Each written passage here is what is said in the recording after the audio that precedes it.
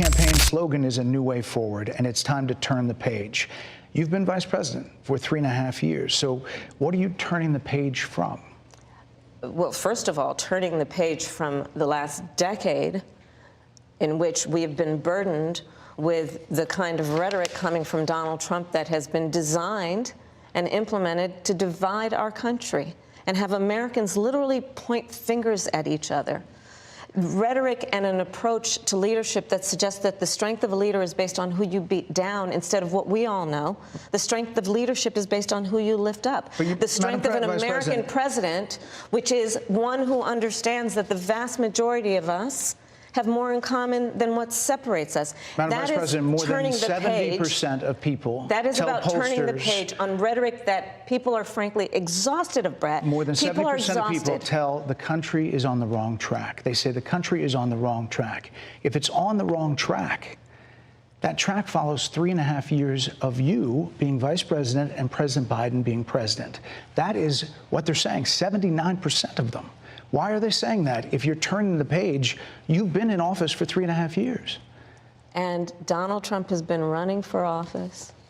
But you've been the person holding the office. Come on. Madam Vice President. You and I both know what I'm talking about. You and I both know what I'm talking about. I actually don't. What are you talking about? What I'm talking about is that over the last decade, people have become... But listen, over the last decade, it is clear to me, and certainly the Republicans who are on stage with me, the former chief of staff to the president, Donald Trump, former defense secretaries, national security advisor, and his vice president. One, that he is unfit to serve, that he is unstable, that he is dangerous, and that people are exhausted with someone who professes to be a leader who spends full time demeaning and engaging in personal grievances and it being about him instead of the American people. People are tired of that. If that's the case, why is half the country supporting him? Why is he beating you in a lot of swing states? Why, if he's as bad as you say, that half of this country is now supporting this person who could be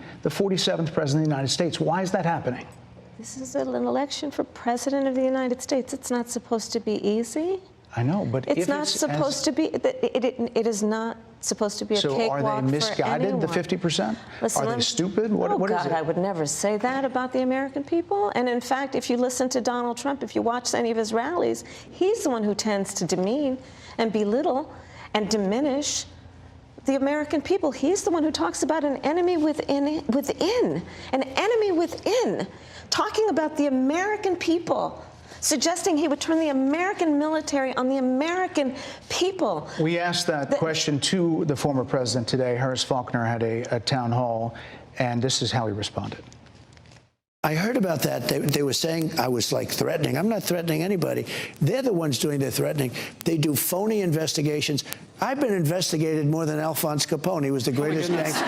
No, it's true. No, but think of it. It's called weaponization of government. It's a terrible thing. So, Brett, I'm sorry, and with all due respect, that clip was not what he has been saying about the enemy within that he has repeated when he's speaking about the American people. That's not what you just showed. Well, he was asked about that specific... No, that's not what you just showed. In all fairness and respect to you, that was the question that we asked him. You didn't show that, and here's the bottom line. He has repeated it many times, and you and I both know that. And you and I both know that he has talked about turning the American military on the American people. He has talked about going after people who are engaged in peaceful protest. He has talked about locking people up because they disagree with him. This is a democracy. And in a democracy, the President of the United States, in the United States of America, should be willing to be able to handle criticism without saying he'd lock people up for doing it. Madam Vice President, they're rapping me very hard here. I hope you got to say what you wanted to say about Donald Trump. There are a lot of things There's more to say. I have much more to say, There are a lot of things that people want to learn about you and your policies, yes. And that's why we invited you here. I invite everyone to go to KAMALAHarris.com, and you will see that I have 80 pages of policies that are quite comprehensive and should be accessible to anyone who would like to read them. And it includes what I intend to do about affordable housing, what I intend to do about small businesses, what I do and that's why we invited you here, our economy, to see where you were in 2019 and where you are now. America's military and ensure we have the most lethal and best fighting force in the world. Madam Vice President, And they're giving me a hard rap Well, here. I thank you for the time. I thank you for the time. It's good to meet you. Thank you very much. Thank you.